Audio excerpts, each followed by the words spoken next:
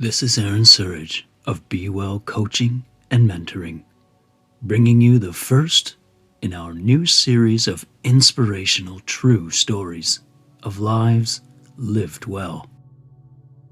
These stories have been written alongside the people who have consented for their stories to be told. These people have overcome extreme difficulties in their lives and have become stronger and more adaptable because of them. They now offer their testimony of their experiences to demonstrate how each trial can help us build upon ourselves to overcome anything that life may send our way. This story is based on actual events. The information to create this story came directly from the source through interviews and correspondence with the people involved. It has been inspired by real people and written in collaboration with them, sometimes spoken in their own words to get a true sense of their lived experience. In certain cases, incidents, characters, and timelines have been changed to protect the individual's privacy. Warning: the content of this story may upset or offend some people. The story you are about to hear explores the themes of abuse, neglect, and traumatic situations which some listeners may find distressing. Listener discretion is advised. I invite you now to sit back, get into that most comfortable of positions, stretching your body out, then letting all the weight of your limbs just sink into your chair or bed. You may allow my voice and the many relaxing imaginal sights and soothing sounds usher you into the deepest of relaxing states. As you begin to pay closer attention to the crackling of this warming story-side fireplace and the pitter-patter of the droplets on the pane, you may start to feel the warmth of that fire, preparing you for the adventure to come. So, as you ease just a little more into your place and start to connect with the comfort of that next deeply satisfying breath, letting your thoughts float gently through, gently bringing them back to your breathing whenever it is comfortable to do so. Then, a little at a time, noticing your eyes blink a little heavier each time, closing your lids over your eyes and slowly opening them again. You can think about how nice it would feel to let them just remain restfully closed, if you so choose, slowly and steadily, remembering how relaxing it is to just let them close down softly. You can take one more deep, full breath in and can now let your eyes naturally close as you slowly let that deep breath out and continue to breathe more deeply, more softly in and out. You may notice you are becoming more oriented to this relaxed state. You can orient your mind to the possibility of being very relaxed. very comfortable, very much at ease within yourself, as your thoughts simply enter your consciousness, then drift away as easily as they came, and you continue to daydream while you prepare for the journey to come, and can welcome any thought that comes along, any thought at all that drifts in and out, letting the feeling of your lungs as they fill calm and relax you as your mind wanders to this and that. You enjoy feeling more relaxed with every slowing breath, and enjoy the peacefulness of this moment. This is the story of an angel who found her wings. Beatrice Foster was born at the end of the 1960s, in the first wave of Generation X. She came to Earth in the foothills on the edge of the Cascade Mountain Range in Canada, and this is her story.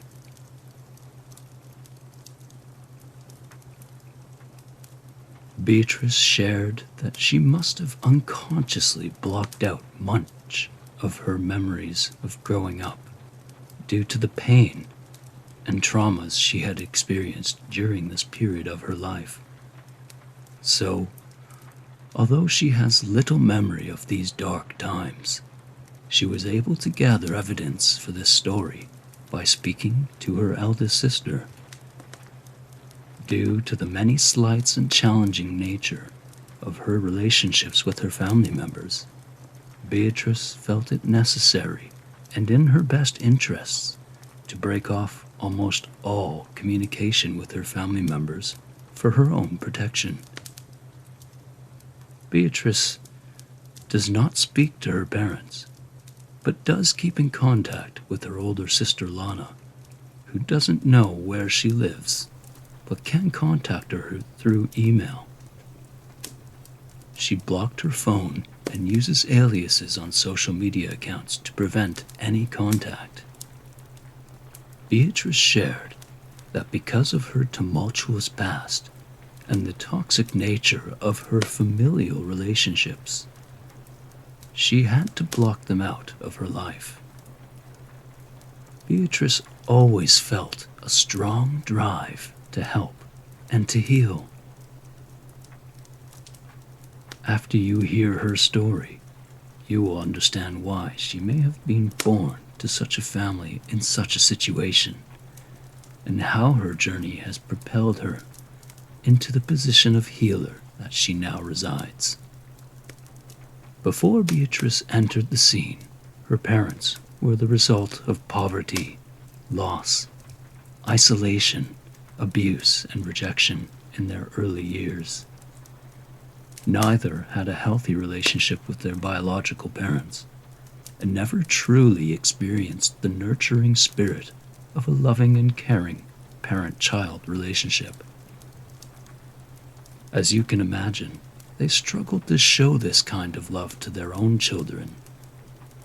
Bee's mother, Ada, spent much of her early life in a tucked-away orphanage in the backcountry of one of Canada's mountain ranges. This was before these institutions were deemed unsuitable for meeting children's needs, and in some cases were found guilty of terrible abuse and neglect that victimized these children. In the 1950s and 60s, there were investigations into these children's homes. It came to light that tens of thousands of children were falsely labeled as mentally ill when their orphanages were turned into psychiatric hospitals at the behest of the Canadian government. Most of these children were not actually mentally ill, but were made orphans after their unwed mothers abandoned them because they could not take care of them. These children were the result of the baby boom generation following the return of soldiers from World War II. Their only sin was being born on the wrong side of a marriage contract. Unfortunately, at this dark time in our history, there were not enough safeguards such as the Children's Charter of Rights being upheld by these institutions, so many children were left in the care of unqualified or abusive carers. Although in Canada, much like in many other parts of the world, we have moved away from institutions like lunatic asylums and orphanages, and towards a more family-like type of care, such as foster care. The traumas experienced by these innocent children have rippled through the generations, as we shall see in this story. Before we can understand B's story, we need to understand parts of her parents' past and how B came to know of it.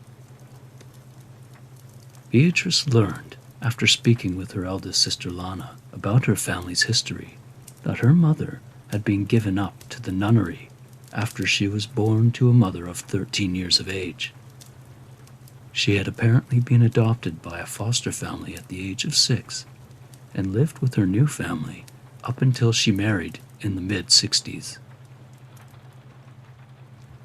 Ada was a hyper-vigilant and anxious child that would often run away from home. Beatrice's maternal grandparents, Ada's adopted parents, who Beatrice fondly referred to as Nana and Papa, used to drug Ada with Valium to calm her down and stop her from running away. They treated her as a wild animal and tried to control her, but even when drugged, she would abscond and only return when she was ready. Ada had an adopted brother named Dennis, who was 10 years older than her. There is not much known about Dennis, except that his relationship with Ada was not one of care, but rather one of pain and rejection.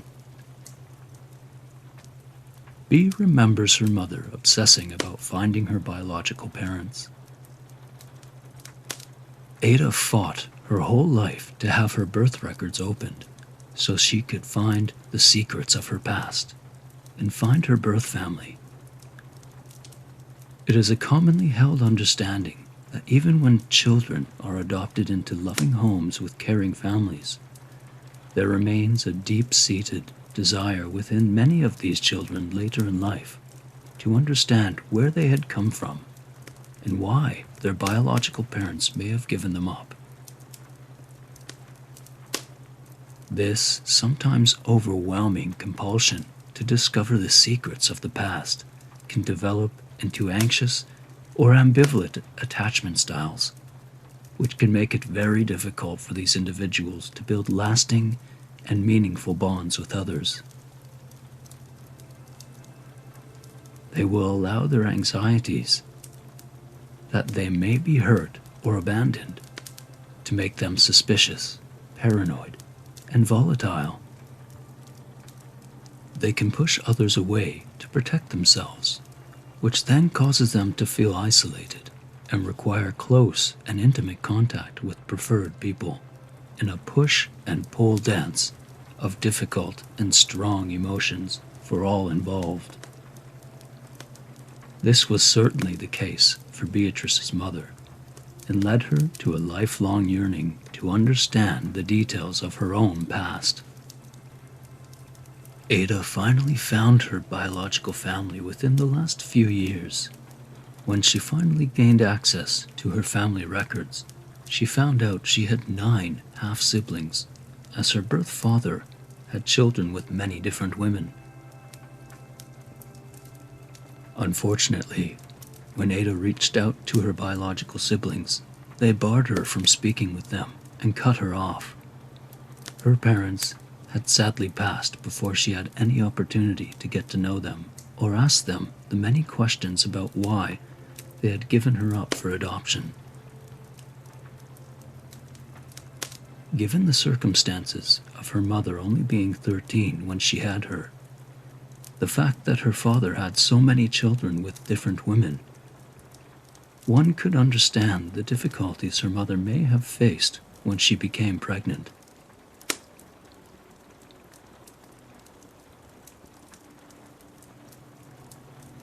B's father, Joseph, came from a small seaside town in Quebec and moved to the edge of the prairies in his early 30s. Joseph's mother, Beatrice's Grammy, followed Joseph to the prairies and moved to a house close by to be near him. Grammy remained dedicated to her son and lived near him for most of his life, except when the family later moved to the coast. Joseph never knew his father, as he had been a horrible drunkard and left when Joseph was only 6 weeks old. Years later, Beatrice learned that her dad had met his biological father once when he was 21, but had no other contact. One could speculate on the contents of this meeting. This meant that her father never had a male influence in his life and struggled throughout his life with building meaningful attachments or caring for others. Joseph was raised by his great-grandmother, his mother's mother, while his mother went out and worked to support the family. Joseph's mom did work hard, but she also partied hard when he was young.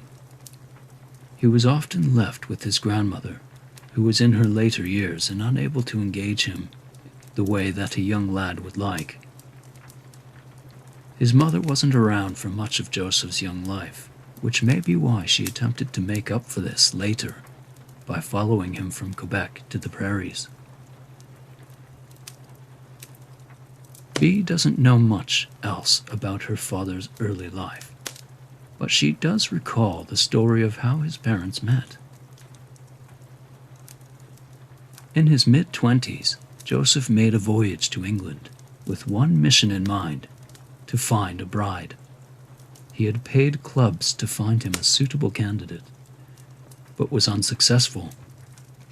He had returned to Canada frustrated in his goal and began seeking out potential brides back home in Canada. B's parents met when a friend of Joseph noticed the local dental surgery had a hygienist who was unmarried. This friend told Joseph, and he quickly set up a dental visit to meet this young hygienist. 3 months later, they married in 1965.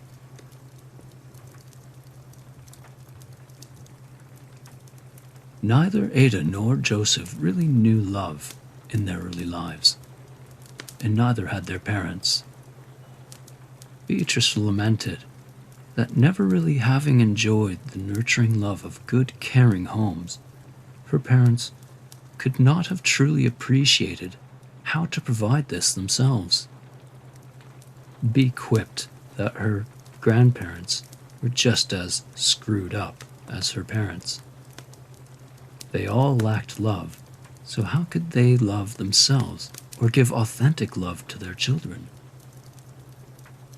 The hereditary traumas have been passed down the line like a tradition.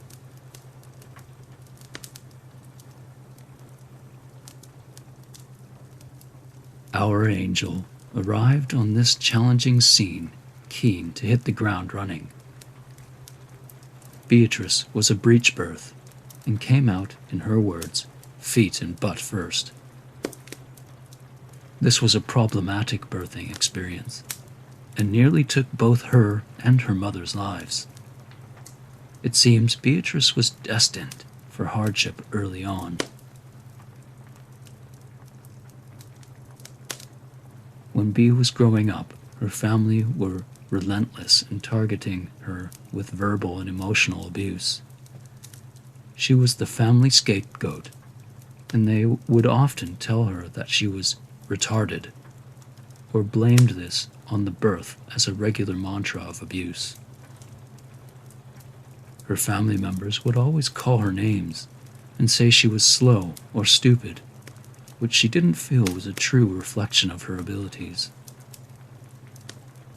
Even professionals later in her life would tell her she had learning disabilities and was mentally disordered, only to retract these labels later. B took these insults as fuel to prove to herself and the world that she could do well and be successful despite their views of her.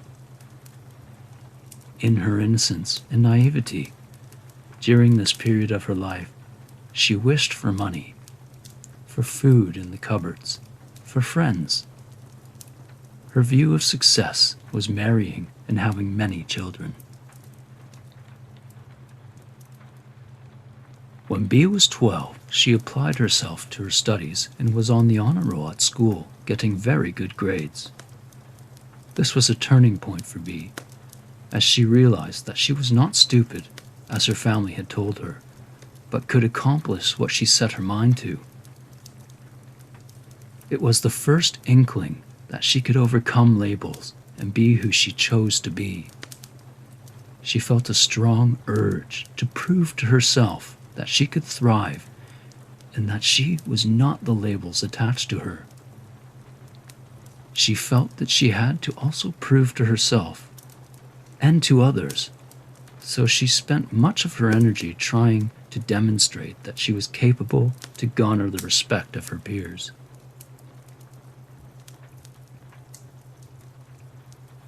B was born into a large family, including her brother Daniel, who was 5 years older than her, and her sister Lana, who was 2 years older. 8 years later, her sister Ashley was born. There is still some question about who Ashley's father may be. When Ashley was born, B got a taste of what it was to care for someone and the meaning that can be derived from this. She became like a mother to Ash and did her best, even in her youth, to nurture her as best she could. Ashley was looked after to some degree, as Lana and Beatrice did their best to raise her while her parents were living their own lives.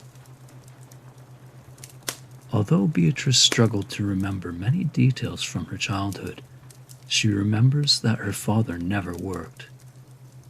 He had, for a brief period, sold farming supplies, but lost his business due to lack of interest and work ethic. This was a trend that continued throughout Beatrice's time at home. Beatrice also remembers her parents were not around very much. Lana told her that because they could not afford heating for their home, they all had to sleep in the living room together to try to keep each other warm in the cold. Very poor and always hungry because there was no food, they did their best to survive, and the sisters relied upon each other to do this. B remembers being embarrassed when she had to take Mum's sandwiches to school with grass cuttings from the lawn, or simply go without while her peers ate around her. Because of their financial difficulties, Ada asked her adopted parents to help pay for their mortgage. They agreed to help as much as they could, leaving only about $2,000 left to pay on the mortgage. Joseph refused to pay this, so they lost the house. When B was 9, the family moved from the edge of the prairies to a mountain town in British Columbia because of this. There, among the ancient monoliths and surrounded by wilderness, they lived in a hotel for a few months. The children did not go to school during this time, and they all had to make do with sleeping on the floor while their parents took the bed. On B's 10th birthday, the family moved to a new house that was rented, and they lived there for the majority of B's childhood. Beatrice survived the verbal, emotional, and psychological abuse of her family, and also the physical abuse from her older brother, Daniel, who would beat her. He would target soft areas on her body, like the tender spot in her shoulders, and bruise them. He would regularly punch her, and B came to recognize this as his need to show his dominance. This taught Bee to be sensitive to the types of energy that males around her might be emanating, and to be fearful of some males. However, this understanding of a dominant male spirit could not protect her from certain future events. Growing up, Bee retained clear visions of abuse from her family, coupled with the pure difficulties of growing up in a poverty-stricken home. She would wait eagerly for the care packages from her Grammy that would hold food and money, but even more exciting was the annual package from Nana, who would send them a Christmas hamper with used clothes. This was the only time in the year that they would receive new clothing, and they would have to make them last through the next year. The only other opportunity to wrap themselves in new clothes was when the family would covertly steal clothes from the local Salvation Army donation bins. They would all get into the car after dark, and seeing their breath in the air, shivered until they reached the bins and rummaged for something warm to put on. They would also wear her brother's clothes and hand-me-downs. This is what they had to do to survive at that point in her life. Dad would always say, "We can't pay the electric or heat bills." And they never knew where the money was going until the details of their father's failings came to light in the last few years. After their father's death, Bee's sister was going through some old, stored boxes in the family home and found some things that provided insights into this sordid past. Within these old troves of distant, murky memories were pictures of strange women, along with their names and letters that had been written in correspondence with their father. These old boxes held key information about why Joseph never seemed to have enough money to support the family. He was engaging with night workers. None of the family members knew why they were so poor or why they were always going hungry. They would go to school not having eaten any breakfast. Their school lunch was the same every day, if they had it: an apple picked from the tree in their yard and a peanut butter sandwich. This got them through the day, but they could never be sure that there would be a dinner awaiting them when they returned home. All the while, their father would be going out every day for a newspaper, cup of coffee, and a donut, and they would go hungry.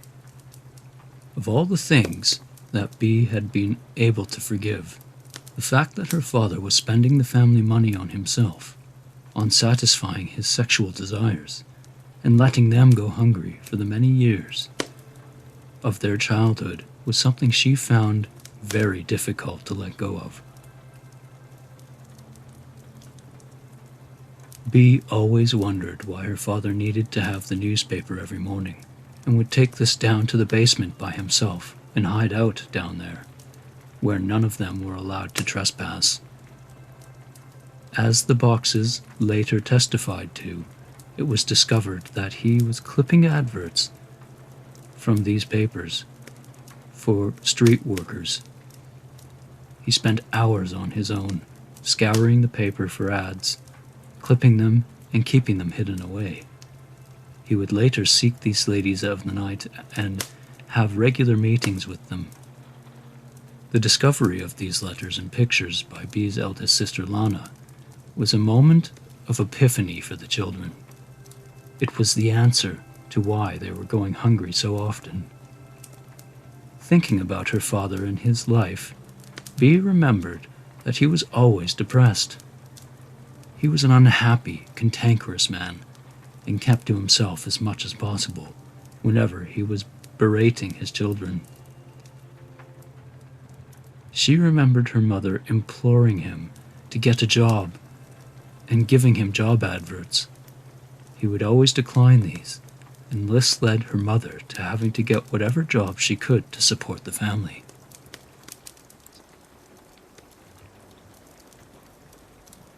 As you could imagine, her mother for a long time did not know of her father's infidelity, but she did know how she did not feel loved.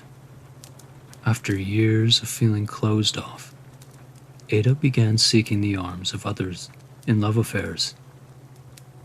B told the tale of an incident when she was 4 years old. Her father was not at home for some reason, and this was the opportunity her mother had been waiting for. Ada invited a stranger into the home. B winced as she talked about this strange man being met at the door by her mother and shown to the back room, closing the door behind them. The unmistakable sounds coming from inside that room have haunted B to this day. All the children could hear every intimate sound as their mother released herself from the bondage of a helpless marriage in the first of many affairs that shook the whole household. Even though this was her first experience of hearing the act in action, at the innocent age of 4, B knew what was going on behind closed doors. Standing in the hallway outside her mother's room, the children gathered to listen to their mother in the arms of another. Here in the hall, they stayed, weeping and waiting for their mother to return to them. She did not this night. They took themselves off to bed and found sleep with difficulty. The next morning, they awoke to find their mother's underwear strewn all over the living room floor.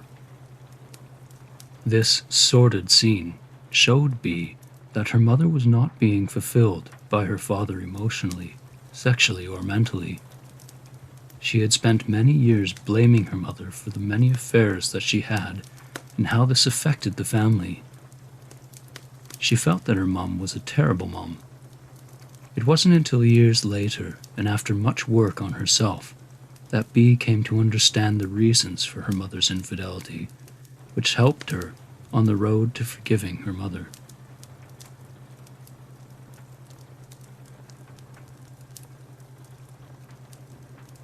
When B turned 16, her brother Daniel moved out of the family home to the other side of the country. By this time, her elder sister Lana had also been moved to a foster care placement due to parental neglect and social care becoming involved. This always seemed strange to B, as her sister was taken from the home, but they were left there to endure years more of abuse and neglect in the home where love did not live. B and her younger sister Ashley were the only siblings remaining at home. B focused her energy on her role as parent and carer for her younger sister during this time.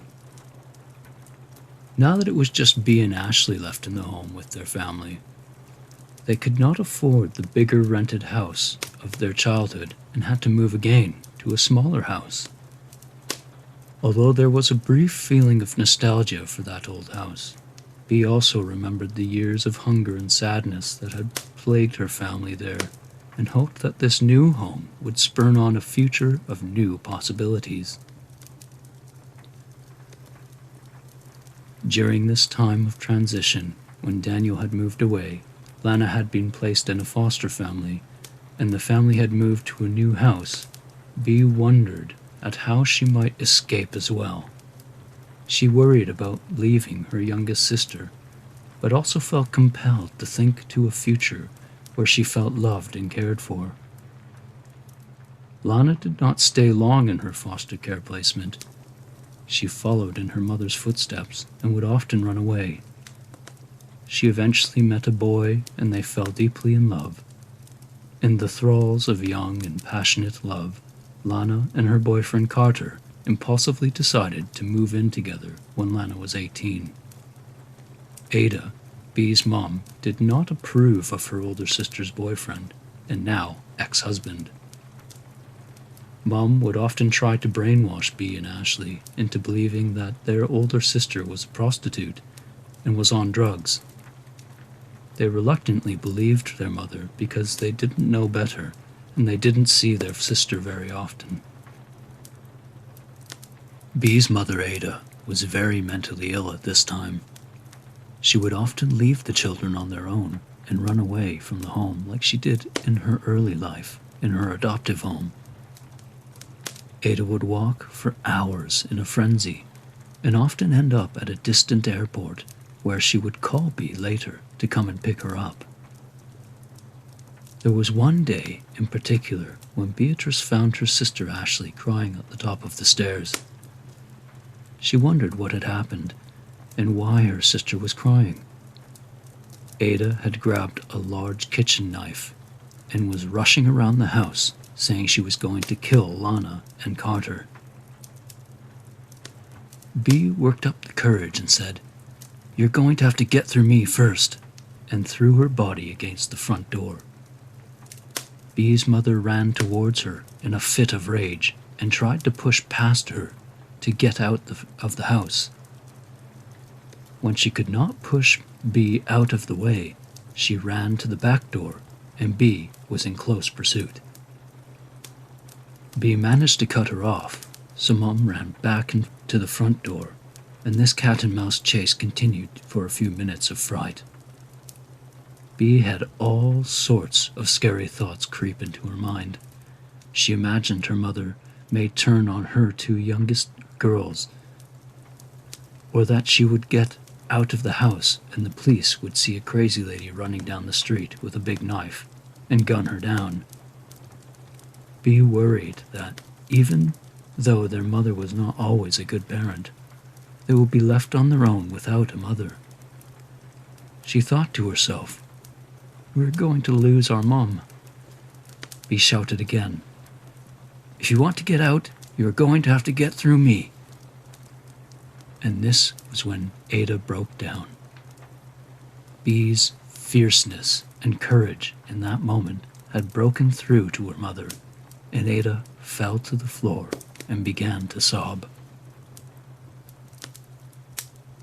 After a year of living together, Lana and Carter packed their things and moved to a large city on the coast. Lana took up her passion and went to hairdressing school, then became a hairdresser. She also worked at a bistro to pay the bills.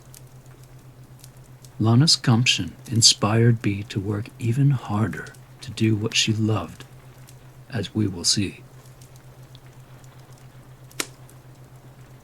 Beatrice worried that her parents' influence would be detrimental to her youngest sister and felt that this was very concerning as she had spent many years being like a mother to Ashley, trying to teach her good values, how to love, and how to be kind. Even with her care and protection, she saw a transformation of this young and innocent child into an anxious and disordered young person. To this day, Bea feels regret that she could not do more to be a positive influence for Ash, and that she grew up under the negative and unhealthy tutelage of her unloving parents.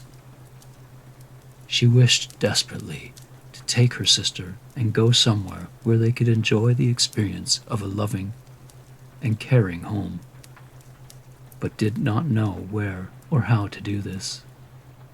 So, with Bea's mom often running away from home and trying to escape her fate, seeking endlessly a way to fill the void within her, and Bea's father regularly unavailable or controlling, the household fell under the spell of this heavy, miserable existence. It was testament to a heritage of despair. There were always random animals around the house, and Bea remembered how her mother would always prioritize feeding these pets over her children. This obsession with animals was a thread that weaved all through her mother's life and eventually led to Ada moving to a farm later in life. When Beatrice was old enough, she sought out paid work at the local shops and got a job in retail. She spent much of her money from her job on feeding the animals that wandered through their home. She would also save enough to take her sister out for food at a local diner, as they rarely had good enough food to eat at home. She remembers doing all the household chores and trying to keep the house in some semblance of order for her own sanity, as her mother was a hoarder and the house was always in disarray. She realized later that her parents were receiving government child tax credit and that she never saw any of this money. She remembers when she heard the news that her brother had married and moved far away. The family never got an invitation to the wedding and only heard through word of mouth. This was another emotional hit for Bea and her family. Despite the strained relationship Bea had with her brother, this was another reminder that she was isolated and disconnected from a world that was quickly moving past her as she watched from the outskirts. Her mother was beside herself and became more emotionally abusive and distant. Talking about the only good thing that came out of her childhood, Bea reminisced about her younger sister. She felt this relationship was a positive one and allowed her the caring role that she went on to pursue later in life. She also talked about her many positive experiences learning and sharing her gifts of music and drama throughout high school as being a pivotal influence on the person she has become. This was something that Beatrice found cathartic and she could use as an escape from her difficult home life. These seeds of hope planted in her teens grew to become driving forces that helped Bea find her path to healing and being a healer. Bea knew that she and Ashley had fallen through the cracks of the social care system. She thought about all the times when she wanted to reach out for help and call social services or anyone who might come and help them. Someone who could get her and her sister out from under the broken and neglectful home life. No one ever came. Even after Lana had been taken out of the home and placed in foster care, Bea thought that social care would have become more involved. Bea fantasized that Lana would have shared what went on in the home and that one day a social worker would come through the gates, wrap her up, and take her and Ashley, whisking them away to a loving home. But these rescuers never came. Bea was of two minds. She desperately wanted to escape the terrible situation of her home life, but did not want to lose her sister or leave her behind. She did not want Ashley to grow up without a mother, so she remained silent, and no one came. In school from grades 6 to 12, Bea found her way of flourishing. This was her haven, away from the dramatic isolation of her home life.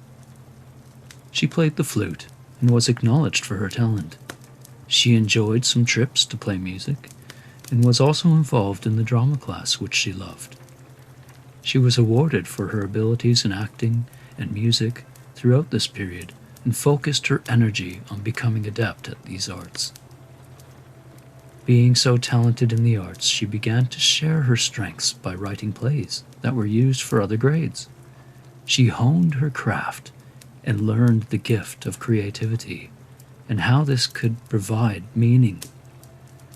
She decided that she wanted to be a drama teacher one day and walk in her favorite teacher's footsteps. This never came to be, however. One day, two ladies visited the school who were trying to get a cheerleading team together.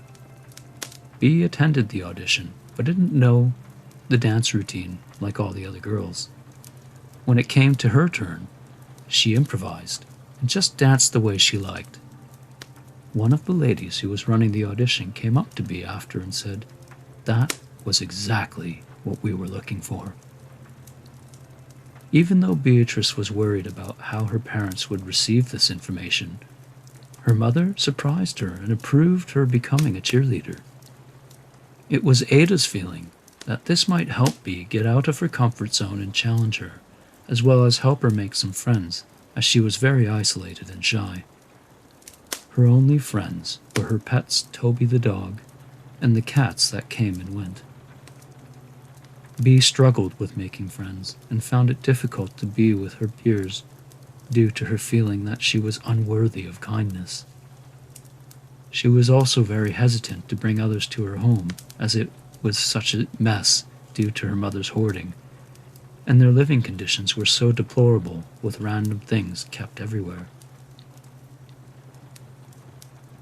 She was ashamed of her home and did not want her peers to know how she had to live when she was not at school. Although her parents approved of her cheerleading and her even having a winning championship during this period, her parents never came to a game. Bea was the best of the best. She desperately wanted her parents to see her perform, but was afraid to ask them. She felt like they should just come, and worried that if she brought it up, she would be met with abuse or rejection. After only 1 year of cheerleading, Bea became so good that she was asked to be head cheerleader, and she held this position until she moved to the coast 2 years later. She moved up the ranks and became a director of the team, which meant that she was taking on more responsibility, knew all of the routines, and was coaching her team. She spent hours every night before a game poring over the routines and memorizing cheers and dances to make sure everything was set and ready. Bea reminisced that every boy in school wanted to date her, but she was oblivious to this until years later.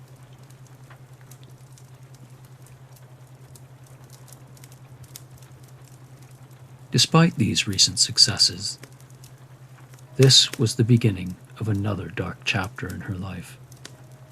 Beatrice started going along with the other girls on the team to a local club to dance.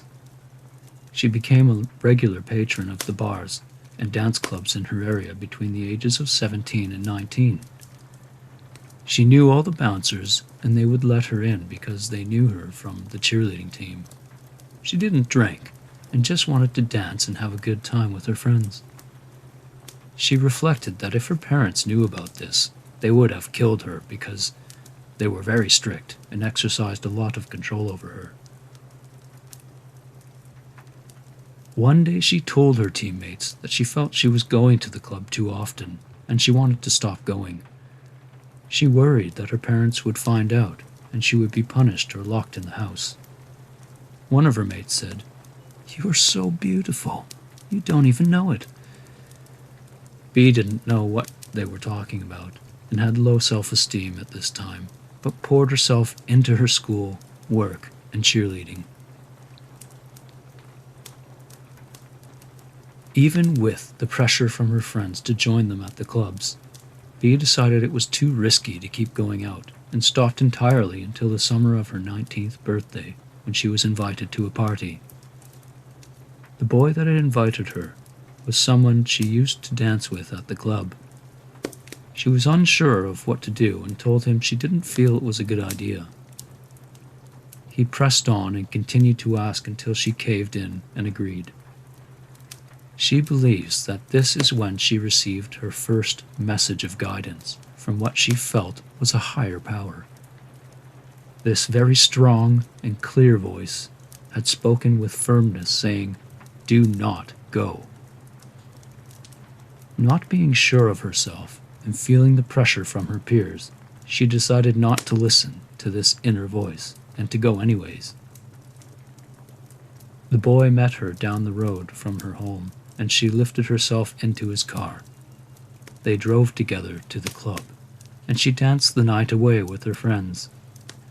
It sparked that feeling of freedom for her, and, lost in the moment, she remembered why she had loved to go out dancing. She was on top of the world and taking in each moment as if it was her first dance. In her own world, and completely naive to any untoward activity, she left her drink sitting on their table unattended. She drank it down and started to become very sick. She had been drugged. That night, a group of boys, including the one that had invited her to the party, had spiked her drink with malicious intent. Once Beatrice was completely under the control of the drugs and unable to think coherently, she was drawn into the club toilets where these boys took their turns raping her. Bee's memory of this abhorrent crisis has been fragmented by her unconscious mind to protect her from the suffering it caused. However, the feeling of helplessness remains tangible within her being. She only remembers bits of this experience, but the feelings that telling this story brought up for her took her right back to that fateful evening. The perpetrators, these dominant men, had taken Beatrice's virginity in that bathroom. Being in a state of confusion and not knowing what else to do, Bee knew she had to get home that night. She was petrified, knowing she was in a traumatized state, covered in blood, and not sure how she would explain this to her parents if they found her. She felt she had to be nice to the boy who had set this up because she needed him to drive her home. She used her acting skills and spoke to the boy softly and kindly, asking him to drive her home. He did. When she was dropped off at the front gate, she dusted herself off, cleaned up as much of the blood as she could, and walked up the path to the front door. Of all nights, her parents were there in the dining room together. In a frightening show of dominance, her father asked her where she had been. She gathered up every ounce of courage she had left within her and lied. She told her parents that she had been with friends watching videos. This explanation was accepted quickly, and she took herself upstairs, washed herself in the shower, and broke down, there, under the protection of the warm water, rinsing her clean. She was always afraid to tell her parents about what had happened and kept this truth to herself. She knew that her parents would likely lock her in the home if they ever found out, as this is exactly what they had done with Lana, her eldest sister, when she was regularly running away. She still remembers when Joseph had changed all the locks in the house, coaxed Lana back home, and kept her locked inside, except for being allowed out for school. This house arrest happened until Lana was recognized as being neglected and abused by social care and moved out to her foster care family. Bee spent the next 2 years of her life trying to comprehend why. Why did this happen to her? Trying to understand how to protect herself and keep this secret from her family and friends. She carried this burden on her own, and this eventually built up within her until she could not cope with living in this town any longer. Bee's experience of feeling isolated, unprotected, and unable to tell anyone about what had happened to her was too much to bear. 2 years after her rape, after suffering quietly on her own, she resolved to get out of town and to leave that life behind her. Bee told only a few of her closest friends that she was leaving. They did not understand.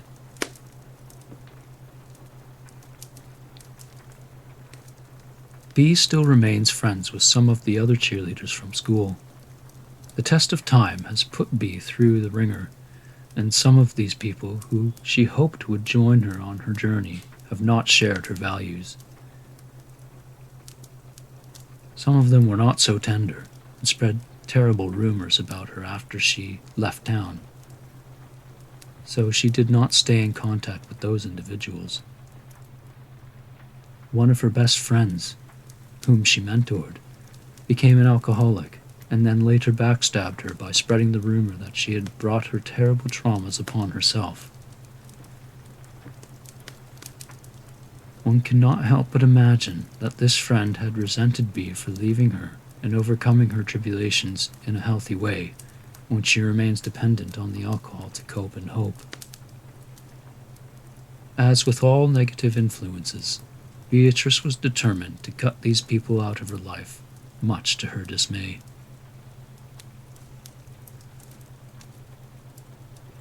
B grabbed up every ounce of courage, followed her intuition, and listened for that voice to show her the way.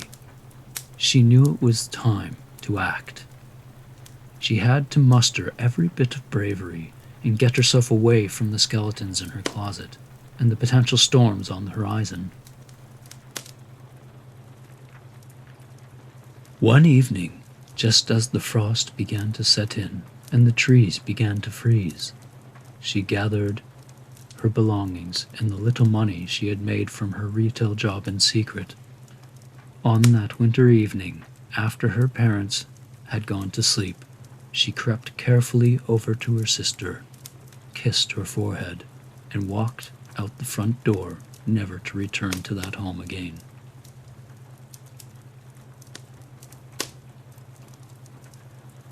That night, she walked into town on the icy roads and got on a bus to the coast. She watched the miles drift past her window as she wrestled with conflicting feelings of freedom and fear.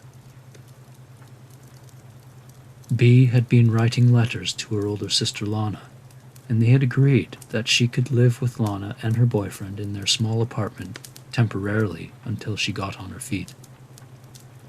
B stepped off the bus into new territories, alone and unsure.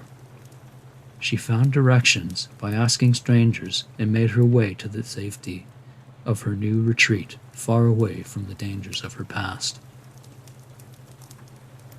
After settling in, she confessed the details of that dramatic night to her sister in confidence. Unfortunately, this confidence was skin deep, and Lana shared B's secret with Ashley and the rest of the family without her knowing. Lana confessed this to B later, but none of her family members ever reached out to her to share their concerns. This new temporary home away from home was a mixed blessing. She was even more isolated and felt naive to the big city life. She didn't know how to navigate a new city and felt she needed to do something to pull herself away out of the drudges of her past and terrible feelings of helplessness that this brought with it. She took out a student loan and enrolled at a college.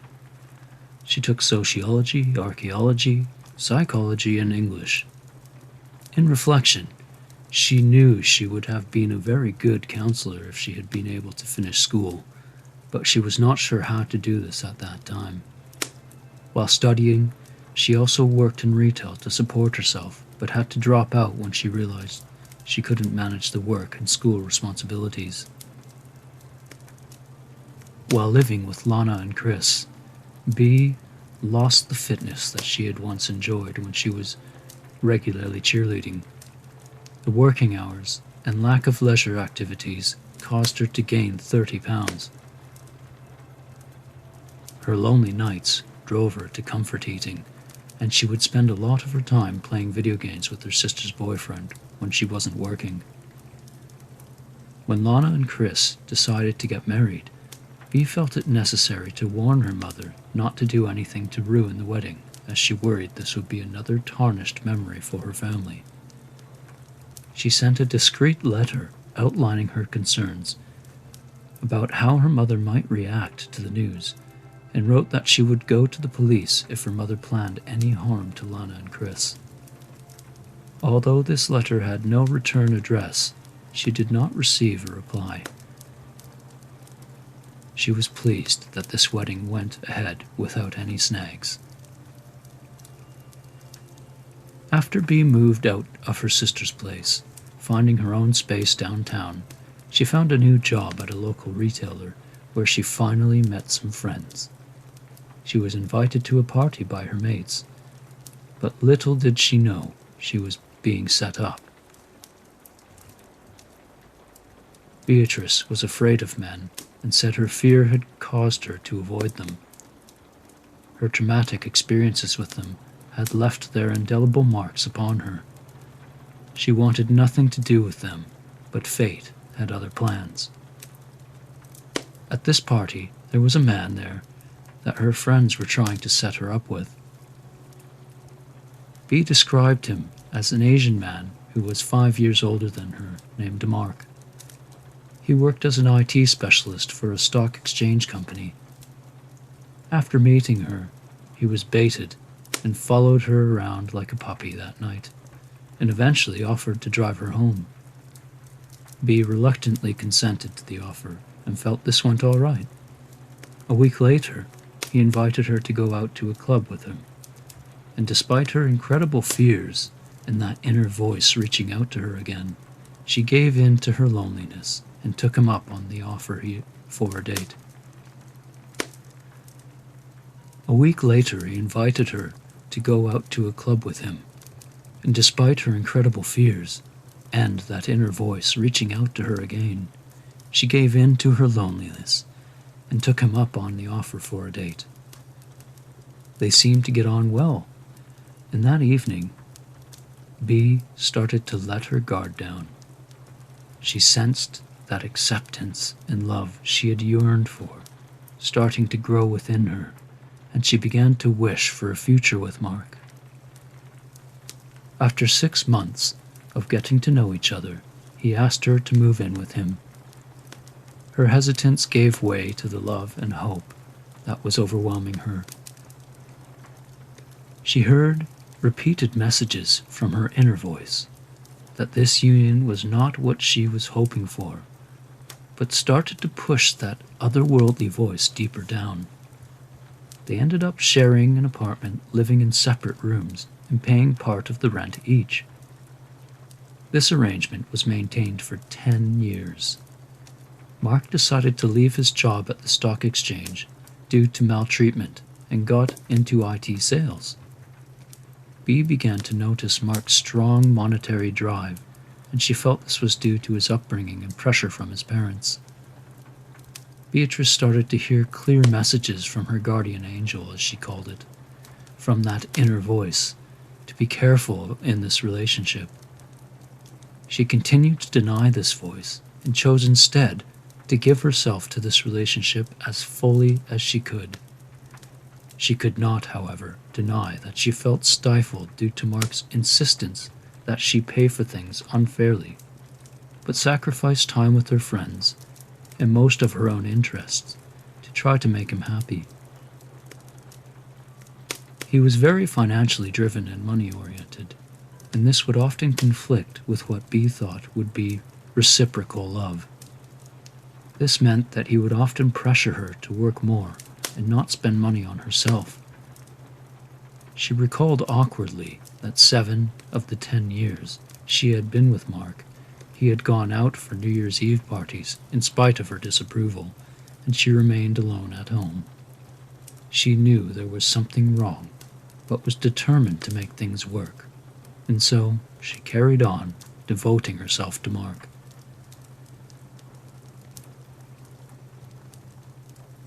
Bea was working at this time as a retail manager at a shop in a large mall. It was here that she met her lifelong mentor and surrogate mother, Evelyn. Beatrice began a long and fruitful mentor-pupil, mother-daughter relationship with Eve, and this was a catalyst for the trust she managed to nurture for other people to this day. Evelyn would patiently guide her. She would carefully weigh her problems and help her to make informed decisions. Eve had demonstrated a lot of trust in Bea and had offered her a manager role at the shop. Bea reminisced about her relationship with Mark. One night, after she had returned from work, she found a box under her pillow. Even after years of considering the difficulties that this relationship had posed for her, she remembered this sentimental game with fondness. This sweet tradition where they would place gifts under each other's pillows was one of the positive memories she visits with affection. She knew right away what this little box was. She was in shock. She knew that she had made it clear to Mark that she would only start a family if she was married. After 10 years of common law commitment, he had finally decided to make the marriage gesture. As she carefully handled the box, she heard a voice inside her telling her, "Don't do it." The voice became louder and more intense. She had a premonition and deep concern that something was not right. She quieted her desire for a family and to have the love she had been seeking all her life, and in the dark room that night, she took the next step towards following her destiny. She replaced the tiny token under the pillow where it had awaited her and laid herself down to sleep. She followed her intuition and had to pretend she didn't see the box. The next morning, the ring was gone. Mark and Beatrice never talked about it again.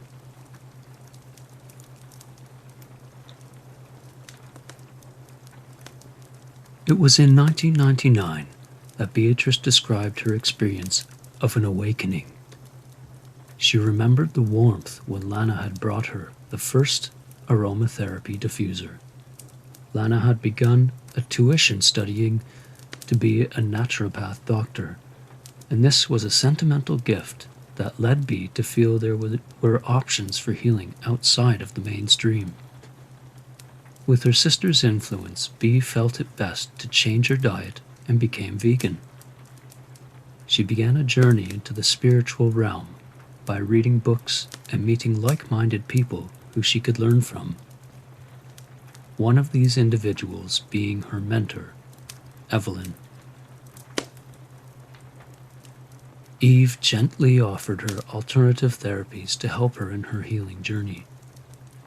Beatrice recalled she was not ready for this during this period of her life, as she still did not love herself then. She was still offering herself up as a sacrifice to Mark, and knew deep down that her self-sacrifice was lost in this relationship.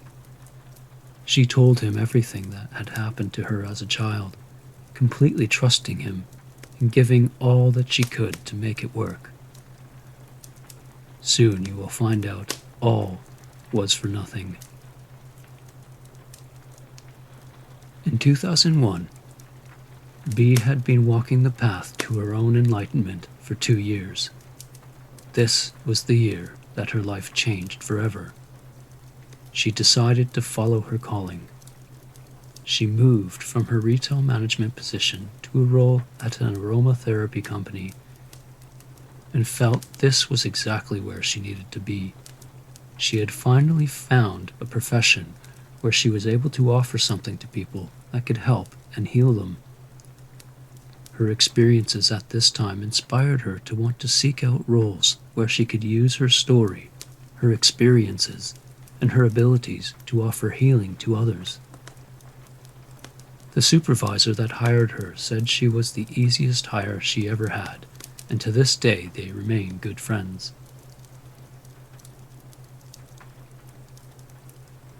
Beatrice struggled at this time to touch people, to physically lay hands on them. Her past had caused her to create distance from others, and she could not fulfill the massage responsibilities of her job. Her supervisor, Maud, offered her a healing session and took her upstairs to the metaphysical store. In the quiet tranquility of this quaint room, surrounded by healing crystals and incense, Maud asked her to seat herself on the aura machine. Then, in Bea's own words, proceeded to open her angel wings. Bea thought to herself, what is she talking about, angel wings? She went through a transformation in that moment. From that moment on, She was not afraid to touch people. She had broken free of the cocoon that had restrained her.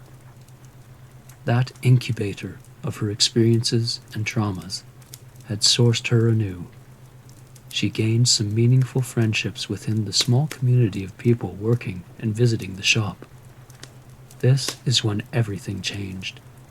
Bee's inner voice began to guide her every step of the way. She knew the angels spoke to her.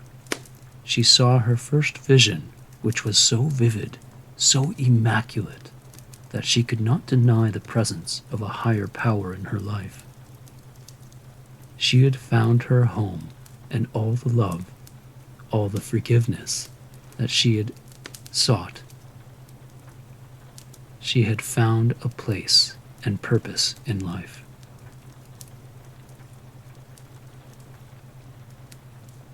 That summer, the aromatherapy company went out of business and couldn't pay her anymore. She had to get another job, and, unfortunately, she had to take what she could find at this time. She unenthusiastically accepted a job at a large cable company. All the work she had done on herself, the prayers and visions that had so profoundly changed her for the better, now slowly melted from her mind. There, in her cubicle, day after day, protracted moment after daunting moment, Bee's depression set in. Her new job role required her to make cold calls to potential customers, or to answer calls from mostly upset or disappointed customers throughout her shifts. Gazing wantonly at the pictures she had pinned to the wall in her cubicle, she missed all the freedom and fulfilling work she had experienced in her last role. Bee remembers vividly going in to work on 9/11 and seeing the terrifying events of the first tower crumbling on the TV screen. All the calls dropped on the phone, and the person she was talking to said, "What's happening?" Beatrice said in shock and amazement, "The second tower just fell." She got off the phone, took herself to the bathroom, and wept. She knew something terrible had just happened that was going to change the world forever. She felt the loss so intimately, so privately, and so intensely that she could feel the walls of her personhood crumbling inside her.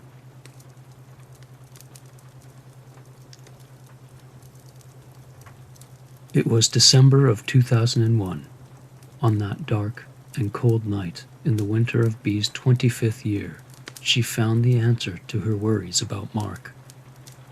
Mark came home late that evening, and, standing by the door, looked at his shoes nervously. He couldn't bring his eyes to meet Bee's, as she offered him his steaming dinner, cooked with care and placed in front of him. Without meeting her gaze, and staring at his untouched food, Mark blurted out, "I've met someone." They broke up, and Bee broke down. She felt completely abandoned and scarred at this time. She had been feeling spiritually attacked by darkness on all sides, and this was a final nail in the coffin for her. When telling me her story, Beatrice struggled to find the right words. She tried to explain how this barrage of negativity felt for her. She recognizes that many people do not believe in spiritual experiences, but she feels this was a tangible experience of darkness for her, that this was her dark night of the soul. The deepest, darkest of her dramas had been reached. Bee was in her own personal communion with Hades.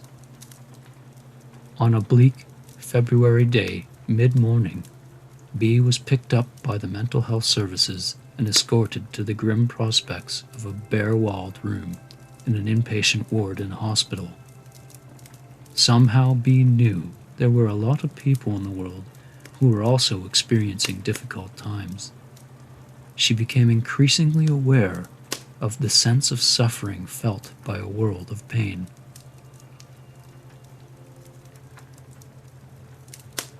Mark, who had attempted to maintain some brief communications, had wondered why he had been unable to contact Bea and reached out to her sister Lana, who told him she was in hospital. He came to visit her, and she chose this time to forgive him instantly. She had so much unconditional love for this man that she let go of every wrongdoing and wanted to leave him in peace. In spite of the pain their relationship had produced for her, Bea felt an incredible desire to let go of the suffering, to forgive and move on. This is a trend that she has continued, and Mark was the first individual in her life she chose to forgive wholeheartedly. About a year later, Beatrice had the realization that Mark was one of her abusers. She confronted him about his mental, emotional, controlling, and spiritual abuse towards her, and she forgave him for this too. When Bea was in hospital, her sister went to her home and stole many of her belongings. Anything from clothing, ornaments, personal effects, to money when she was at her worst and most vulnerable. In her beset position, she took this as a message that people will always let you down, that they cannot be trusted, and that once again she was on her own. She became disconnected and lost. She lost contact with many of her friends and family during this period, and for a long time, Bea transitioned between her deserted little flat and a hospital bed.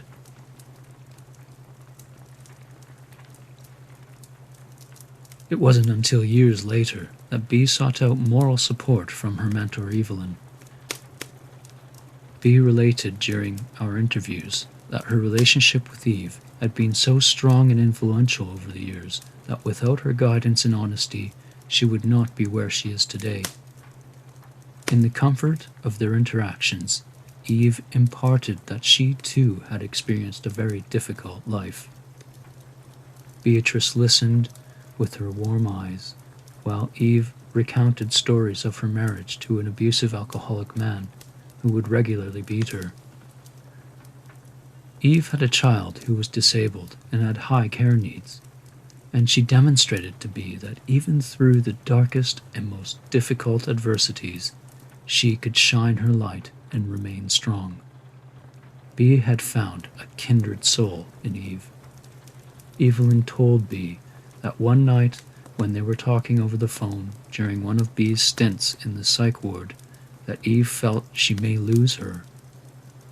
Beatrice was so lost and so beaten down that Evelyn thought she was going to die. During this dismal period, Beatrice moved in with a friend she had met through her work at the aromatherapy company. This friend had invited her to come and live with her and her family as a nanny for her children. After several bouts of what Bea called dark energy attacks, which others labeled mental illness, her friend called the police on her, and they came, put her in handcuffs, and hauled her off to the hospital again. This ended her stay with this friend, and their friendship.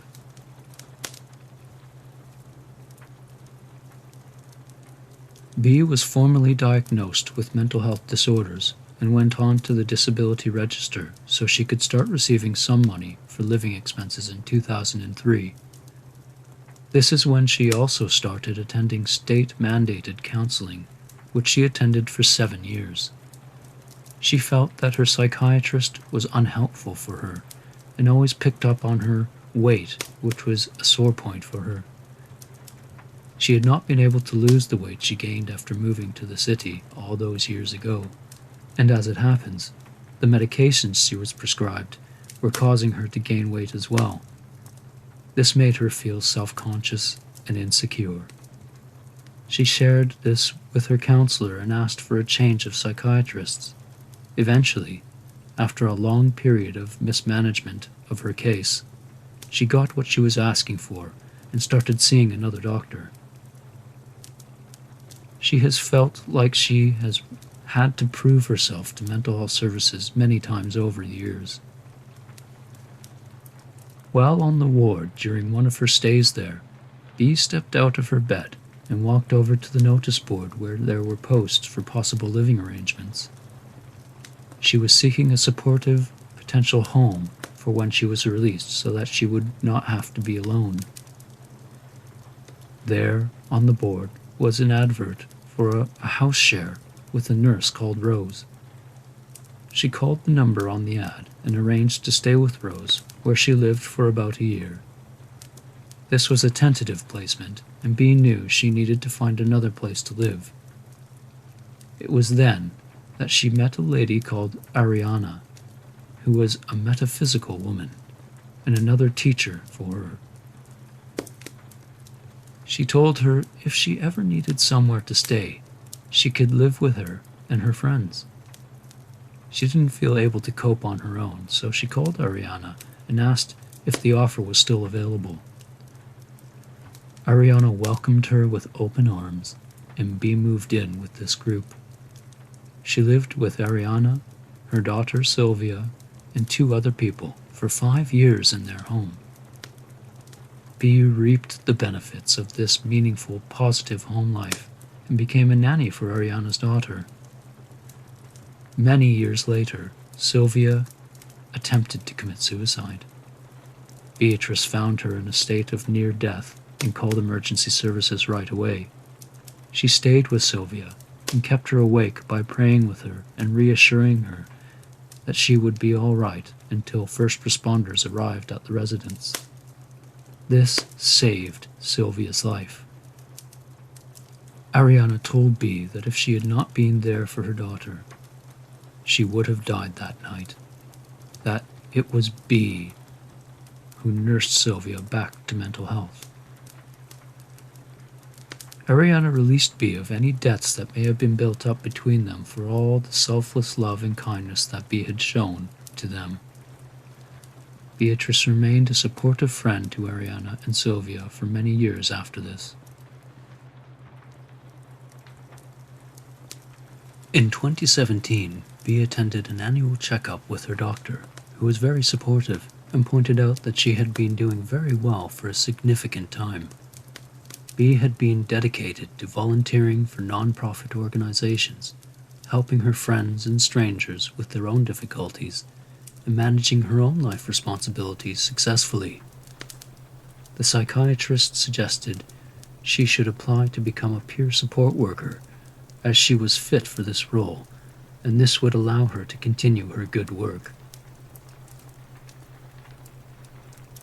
On a spring day, after years of being in and out of psychiatric wards, Beatrice was discharged from mental health services. Bee felt free of the burden of feeling she was mentally unwell. When Bee looks back at her mental health crises and all the difficult experiences she had gone through, she feels blessed for having them, as these were essential for her personal growth. She reflected that these extended periods of being locked away had given her the opportunities to take the time to learn about herself and become even stronger. Through her challenging life experiences, she has had to work on herself, learn to love herself, forgive herself and all those who have harmed her, and come to respect herself. She had to dive into her shadow, her darkest self, to understand what she might be capable of, before she was able to acknowledge and appreciate her personal power and ability to overcome. Bee had to walk into the depths of hell and fully experience all the woe of the grisly nature of life before she could relish in the sharpness of an enlightened spirit. She recognizes the necessity of having to wade through the tides before she can reach the warmth of the beach. When Bee thinks back to those times when that higher voice had beckoned her to take heed, when she was warned not to go out to the club or marry Mark, she now believes this to be providence, and that this was the voice of God directing her to a more fruitful future.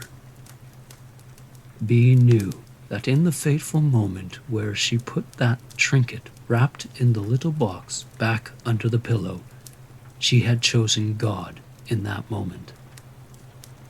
B feels without doubt that not having married Mark and having children was actually a godsend, as her mental health battles would have inevitably led her to losing her children, which would have been extremely painful for her, and a continuation of the hereditary trend of mistrust and misgiving.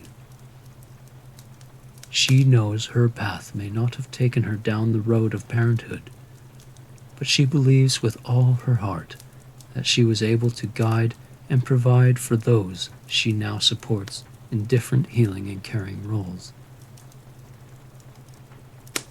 Beatrice is now happier than she's ever been. She still has regular visions that guide her and administer to her the insights she needs to be her best self and show others how to do the same. B continues on the spiritual path and receives supernatural messages about herself and others, which directs her work with others. She shared one more positive experience about her work doing Reiki with one particular man who was suicidal, needed help, and didn't know where to go. Beatrice sat him in a chair and started pulling what she sensed were lightning bolts out of the air.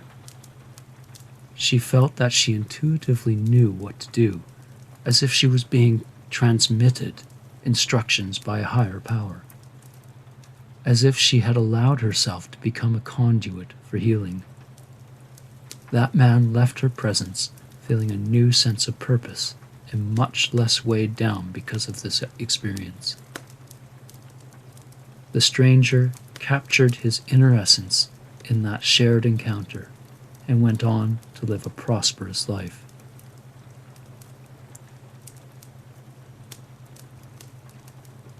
"20 years of healing practice with friends and strangers have taught Beatrice that she can exercise control over the hugely powerful and challenging occurrences that attempt to steal our light. She feels more capable of protecting herself and others around her, and wants to share that whatever you may have experienced as traumatic or harmful, there is an answer to help you."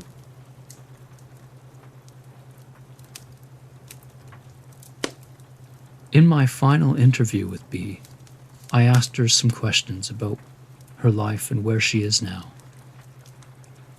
"Can you tell me about the important people in your life, B?" "Yes, Evelyn, my adopted mum.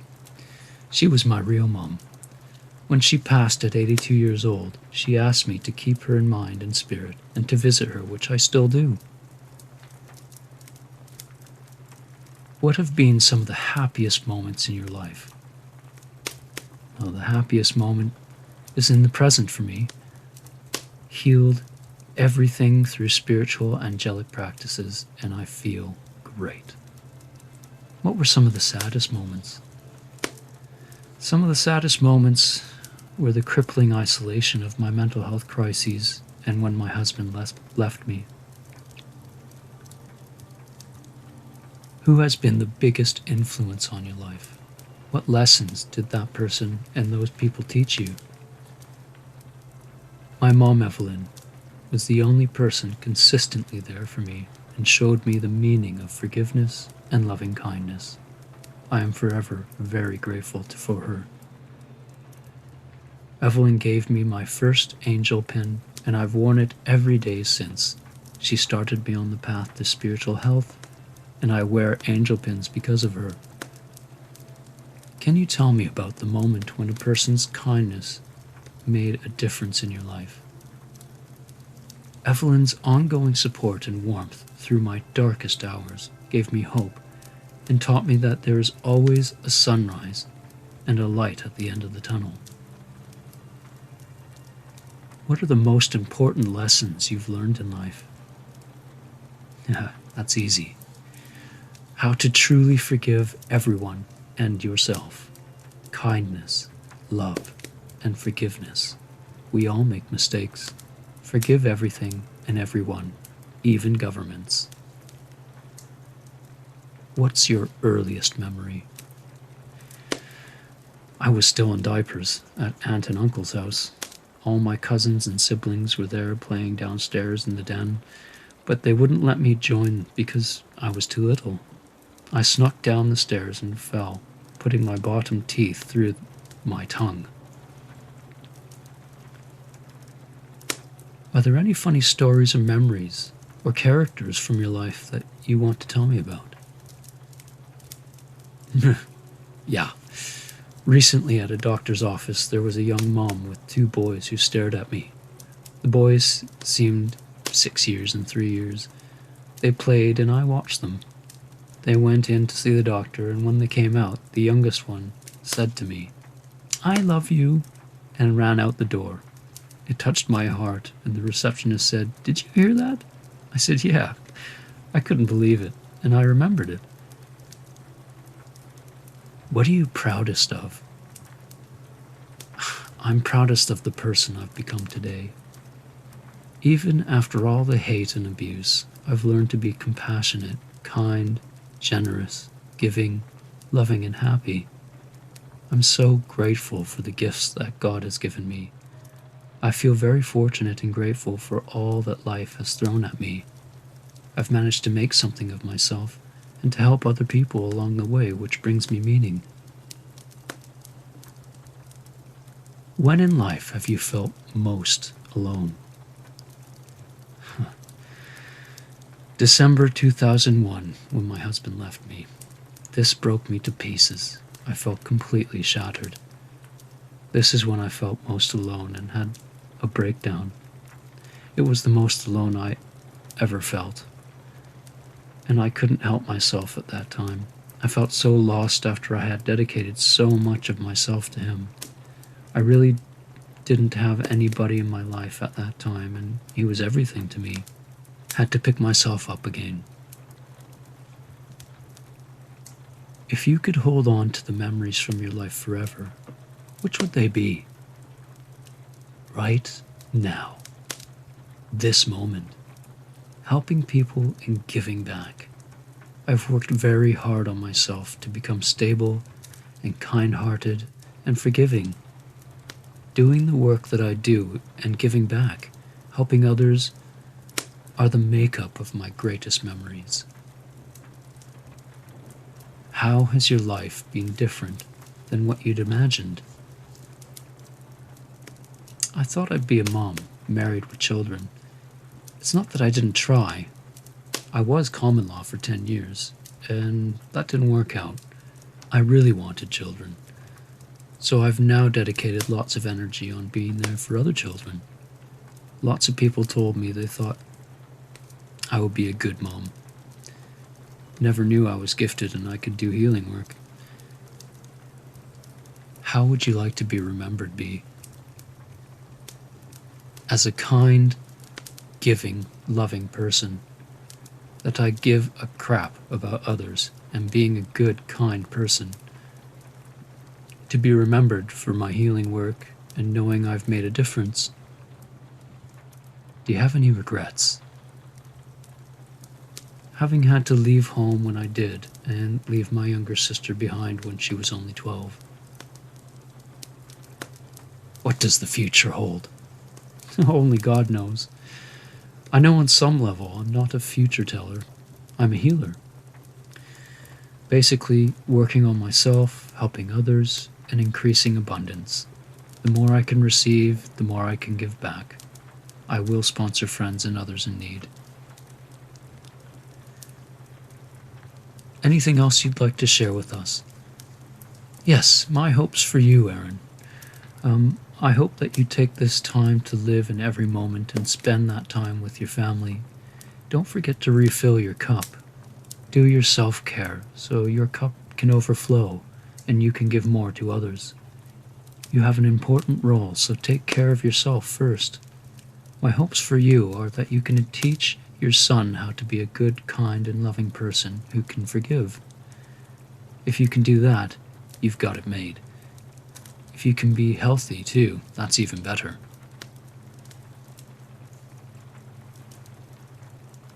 If this was to be our last conversation, is there anything you'd want to say to me? Yeah. Live in the moment and be present as much as possible. This moment is all we have. We can't guarantee there will be a tomorrow, and we can't look at the past. Be present-minded with your children, with your work, with your family and partners. Wherever you are and whatever you're doing, be present. Be a kind person. Do the best you can and be the best you can. Listen. Smile, as it can change a person's world. Be there for yourself and take care of yourself and take care of others.